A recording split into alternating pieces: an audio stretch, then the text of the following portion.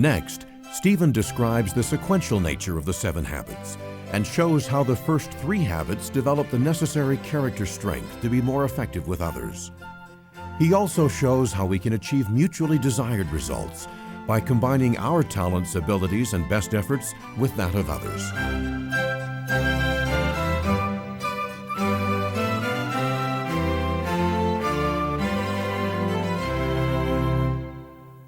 I think it will help us to visualize the sequential and progressive nature of the 7 habits by seeing a simple little diagram in your mind's eye we could call the maturity continuum. In fact, if you have an opportunity and you're not driving right now, take a few moments to locate this diagram in your little booklet, in your listener's guide, and refer to it as we discuss it. That'll help you get into the habits. Now, if you were to see a maturity continuum line from low maturity to high maturity, there would be 3 basic levels to it. The first level is dependence.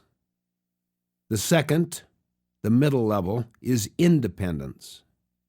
And the third and the highest level is interdependence. Let me define these 3 terms very briefly. Dependence basically means that you need others to get what you want. Dependence is the attitude of you take care of me, you come through for me, or you don't come through for me. Then I blame you for the results. It's very you-oriented. Independence basically means that you are pretty much free of external influence, that is, the control and the support of others. You can get what you want from your own efforts. Independence is the attitude of I can do it. I am responsible. I'm self-reliant. I can choose. The third and highest level in the maturity continuum is interdependence. You see, if people were interdependent, they would think in terms of we, because it's a basic approach of needing other people to accomplish with you what you desire, like a marriage, a family, an executive team, where they simply need to cooperate together in order to accomplish what I want, what you want, what we want together. Again, interdependence is the attitude of we. We can cooperate. We can be a team. We can combine our talents, our abilities, and our best efforts to achieve our highest success. Now, here is the basic insight. Think on this for a moment. Until you and I are independent, we cannot be interdependent.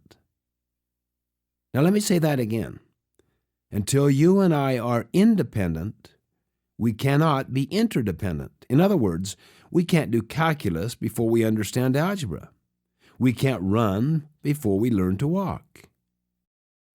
We can neither learn to work cooperatively with another person if we don't have internal self-mastery, true independence. That's why the first 3 habits, be proactive, begin with the end in mind, and put first things first, deal with self-mastery, self-control, and self-dominion. They form the deepest part of our character. They constitute what I call the private victory, that is, the victory over self. These first 3 habits lead us from dependence to independence. Then once people have control over themselves, I don't mean an absolutely perfect control, but a high measure of independence, they are ready to deal with the next 3 habits, which we call think, win-win.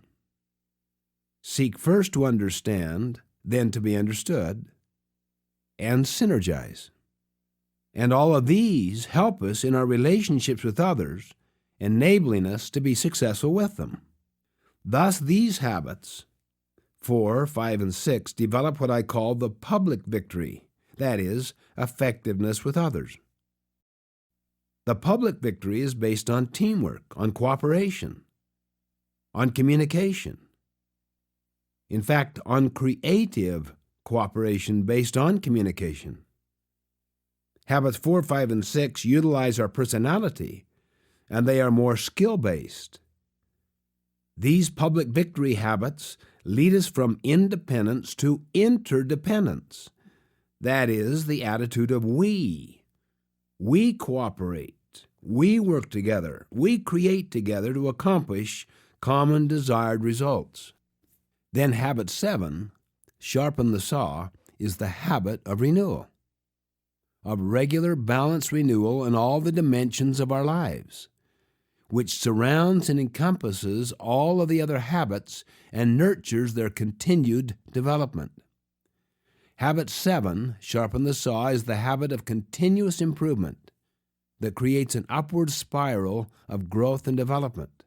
And then we begin to discover the underlying 6 habits in entirely new ways, and we achieve entirely new levels of performance with each of those habits.